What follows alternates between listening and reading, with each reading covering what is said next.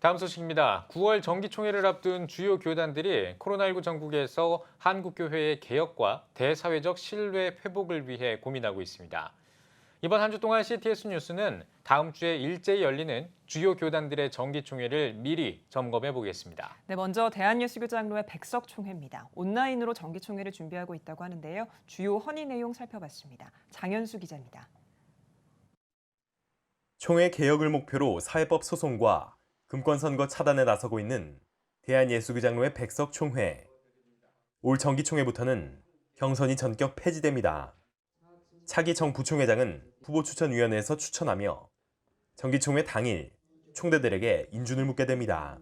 부총회장 후보를 단수 추천하는 선거제도는 한국교회에 처음 도입되며 총회 정상화와 화합 의지, 금권선거 차단을 강조하는 예장 백석총회 장종현 총회장의 의지가 반영된 것으로 해석됩니다.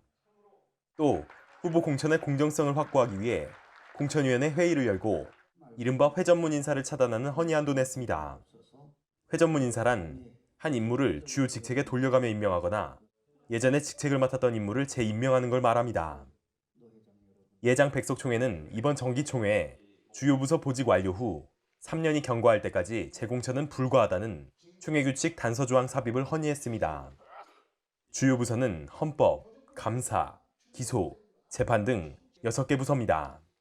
예장 백석총회 장종현 총회장은 금권선거의 해악성과 공천의 공정성을 강조한 바 있습니다.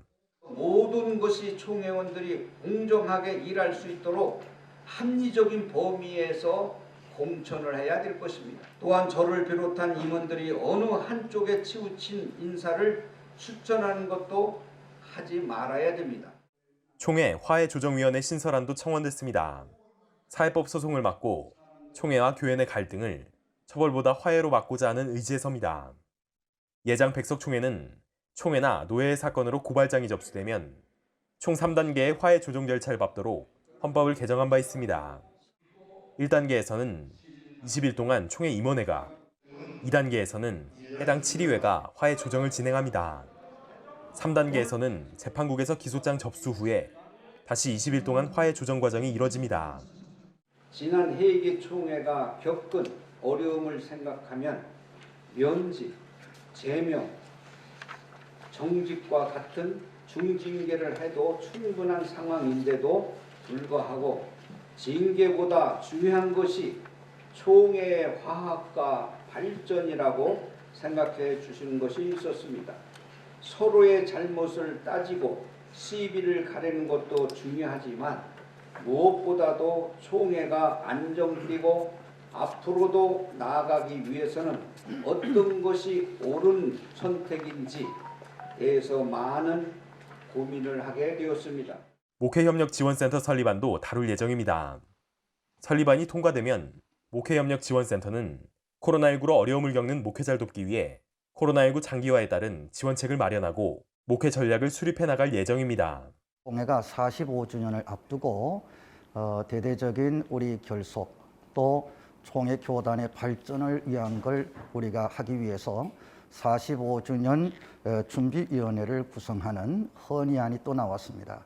그리고 지금 알다시피 코로나19로 인한 어려움, 이 각 교회와 목회자들의 어려움을 조금이라도 우리가 지원하기 위한 목회협력지원센터를 설립하는 이러한 헌의안들이 지금 나와 있습니다. 한편 오는 22일 예정된 예장 백석총회 제43회 정기총회는 비대면 온라인 총회로 열립니다. CTS 뉴스 장현수입니다.